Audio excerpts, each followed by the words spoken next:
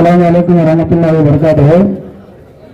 सबकी नजर और सबकी फिक्र इफ्तारी की दुआ की तरफ है। माजरत चाहता हूँ, मौका है बात करने का। मैं दो मिनट में दो अल्फाजों में आपके सामने मुखातिब होना चाह रहा हूँ। हम 3 ದಿವಸದ ಕೆಳಗಡೆಗೆ ನಾನು ಸೋಷಿಯಲ್ ಮೀಡಿಯಾದಲ್ಲಿ ನೋಡಿದೆ, ನಮ್ಮ ಜಿಲ್ಲಾ ಮಂತ್ರಿಗಳು ಕೆಲವು ಜನಕ್ಕೆ ತನ್ನ ಮಗನಿಗೆ ಟಿಕೆಟಿಗೆ ಶಿಫಾರಸು ಮಾಡಲಿಕ್ಕೆ ಬೆಂಗಳೂರಿಗೆ ಕರ್ಕೊಂಡು ಹೋಗಿದ್ದಾರೆ. ಕೈಯಲ್ಲಿ ಕೋಲು ಯಾವಾಗ ಬರುತ್ತೆ ಅಂತ ಹೇಳಿದ್ರೆ ಕಾರಲ್ಲಿ ಶಕ್ತಿ ಕಡಿಮೆ ಆದಾಗ. ತನ್ನ ಶಕ್ತಿ ಯಾವಾಗ ಕಡಿಮೆ ಆಗಿದೆ ಅಂತ ಸಾಬೀತುಪಡಿಸುವಂತ ಸಂದರ್ಭ ದುರದೃಷ್ಟಕರವಾಗಿ ಎಸ್ ಮಲ್ಲಿಕಾರ್ಜುನ ಅವರಿಗೆ ಬಂತು. ಹಾಗೆ ಅವರ ಆಪ್ತರು ಅವ್ರ ಜೊತೆಗೆ ಹೋಗಿರ್ತಕ್ಕಂಥವ್ರು ರಾಜಕೀಯ ಧುರೀಣರು ಒಬ್ಬರ ಜೊತೆ ಮಾತುಕತೆ ಆಯ್ತು. ಏನಾಯ್ತು, ನಿನ್ನೆ ಹೋಗಿ ಬೆಂಗಳೂರಿಗೆ ಫಲಪ್ರದ ಅಂತ ಹೇಳಿದೆ. ಇಲ್ಲ, ನಮ್ಮ ಸರ್ಕಾರ ಯಾರಿಗೂ ಇಂಥವ್ರಿಗೆ ಕೊಡ್ರಿ ಅಂತ ಹೇಳಿಲ್ಲ, ಹೈಕಮಾಂಡ್ ಜೊತೆ ಚರ್ಚೆ ಮಾಡಿ ಮಾತಾಡ್ತೀವಿ ಅಂತ ಹೇಳಿದ್ರು.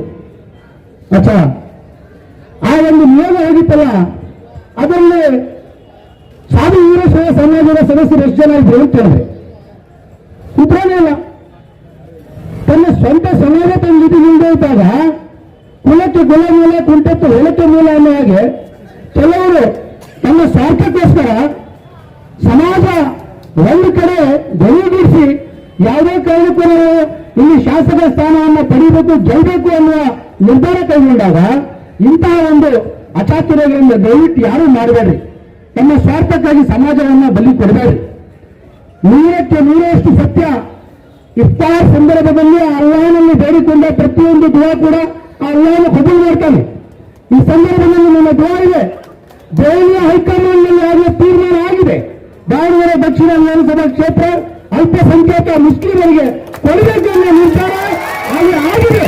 ಆ ಎಲ್ಲೇ ಒಂದು ಭಯದಿಂದ ಇವತ್ತು ತತ್ತರಿಸಿ ಹೋಗಿ ಇವತ್ತು ಕೆಲವು ಜನರನ್ನ ಬಳಸಿಕೊಂಡು ಏನು ನನ್ನ ಮುಖ್ಯಮಂತ್ರಿ ಸಿದ್ದರಾಮಯ್ಯನವರ ಮುಂದೆ ತಾವು ತನ್ನ ಪುತ್ರನಿಗಾಗಿ ಟಿಕೆಟ್ಗಾಗಿ ಲಾಬಿ ಮಾಡ್ತಾ ಇದ್ರಲ್ಲ, ಯಾರ ಹತ್ರ ಹೋಗಿ ಕೇಳ್ತಾ ಇದ್ದೀರಾ?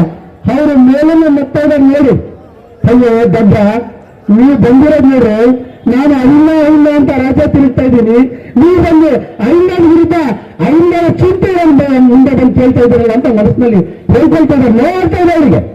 ಇಂತಹ ಪರಿಸ್ಥಿತಿ ನಮಗೆ ಬರಬಾರ್ದು, ಯಾವುದೇ ಅನುಮಾನ ಇಲ್ಲ. ಇವಾಗ ದೇಹ ಸಂದರ್ಭ, ಹಾಗಾಗಿ ನಾನು ಹೆಚ್ಚಿನ ವರ್ತ ಮಾಡಿದೆ. ನನ್ನ ಒಂದೇ ಒಂದು ಕಳಕಳಿ, ತಾವು ಇರುವಂತ ಅಲ್ಪ ಸಮಯವನ್ನು ಅತಿ ಹೆಚ್ಚಾಗಿ ಮುಂದಿನ ಅಭ್ಯರ್ಥಿಯನ್ನು ಗೆಲ್ಲಿಸಲಿಕ್ಕೆ ಪ್ರಚಾರ ಮಾಡಬೇಕು ಅಂತ ಹೇಳಿ ನನ್ನ ಮಾತುಗಳನ್ನು